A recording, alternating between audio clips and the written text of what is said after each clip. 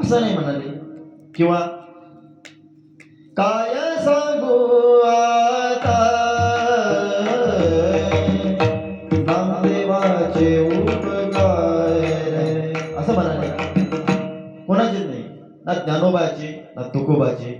महाराज या अभंगामध्ये फक्त असं म्हणाले की काय सांगू आता संतांचे उपकार, मज निरंतर जागविते. बघा, संतांचे आपल्यावर एवढे उपकार आहेत तर ते आपल्याला वेळोवेळी जाग करण्याचा प्रयत्न करत असतात.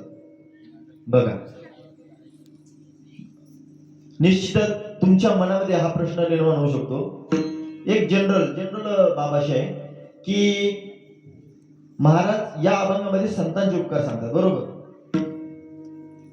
पण आता आपण सामान्य युगात जर फिरायला लागलो समजा, तर सामान्य युगामध्ये फिरता फिरता आपल्यावर इतरत्र कोणी याचे उपकार नाहीये का? आहेच, कोणी उपकार करतं. काय बा, एखाद्या व्यक्तीला जर समजा भूक लागली, रस्त्यामध्ये